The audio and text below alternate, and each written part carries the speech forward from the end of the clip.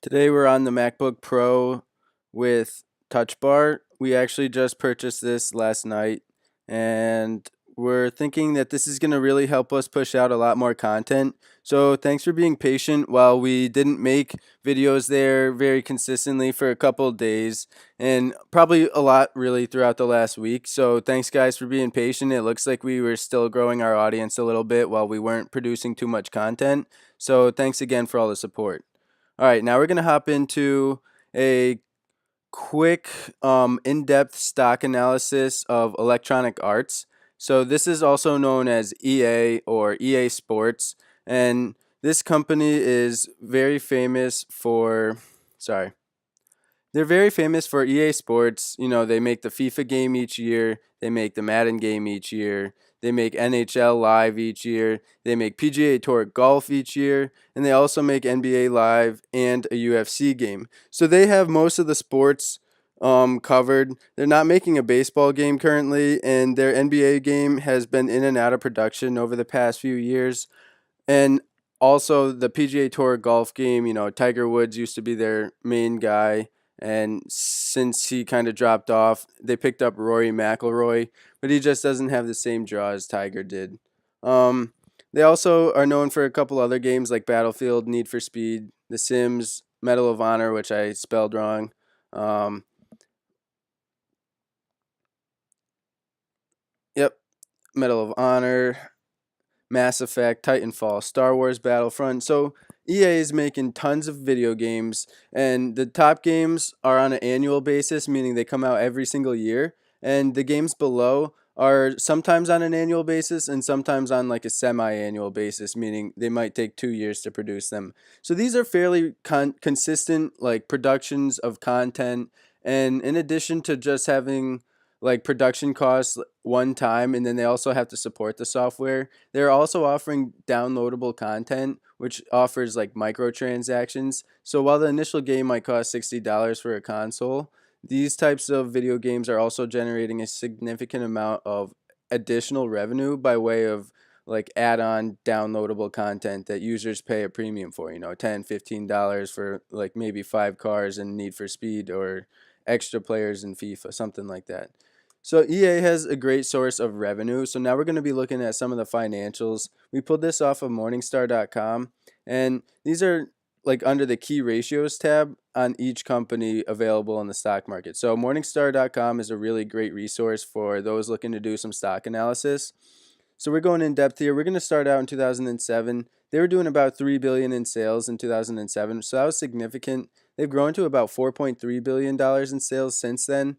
So, you know, it's not as high of growth as I would have been expecting, to be honest with you guys, but it's still solid. And, you know, doing 4.3 billion dollars in sales in 1 year is a very great amount of potential to earn money. And then moving down here, like looking at some of their operating margins, so they've been negative there for a while, meaning they weren't actually very profitable throughout 2008 and 2011.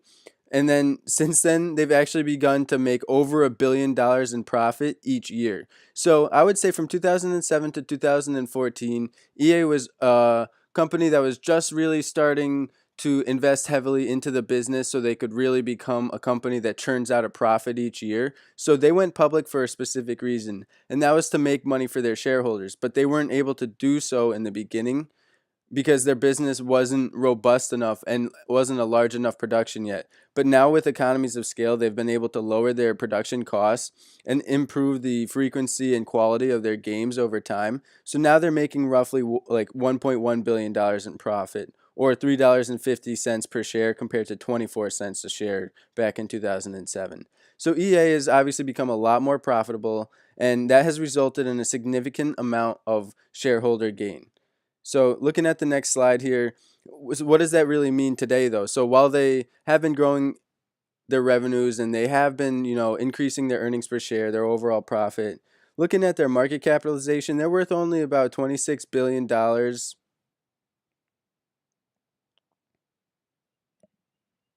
Looking at EA, looking at EA or Electronic Arts market capitalization, which is their overall value in the stock market, they're about $27 billion. And, you know, that's honestly not as much as I was expecting compared to other technology companies out there. Like, and a price to earnings ratio of only 22 is pretty low considering it is like a high growth industry and a high growth potential company. I'm surprised that Electronic Arts is being valued like at a low price to earnings ratio. However, looking at their price, 89.52, it's actually close to their 52-week high and basically their all-time high. So EA Sports is not really trading at a great discount. And this will show that right here. So over the past 5 years, EA Sports has returned approximately 443%, which is really just outrageous. Over the past 5 years, EA has returned about 443%, which is just really a significant amount. Not very many companies can rival that performance. So dividing 443 by 5 shows you that EA Sports has been averaging approximately 88% returns over the past 5 years. If you were to have invested in EA Sports 5 years ago, 2012, you would have been more than quadrupling your money in just 5 years, which is really significant amount of returns.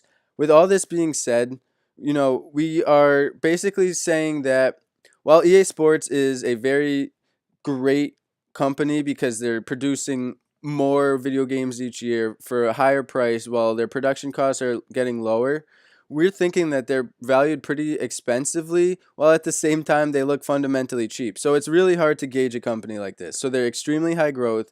They're at a price that's their all-time high, but based on financial fundamentals, it's telling me that they're cheap at only $22 for their earnings because I know that their earnings are worth a lot of money because the new investments that they're making will be able to produce a significantly greater amount of revenue in the future. So I'm on the fence here with EA Sports, and I'm looking for your guys' opinion. So yeah, if you guys have any thoughts on EA or Electronic Arts, like let me know if you guys think that they might be worth more than $27 billion.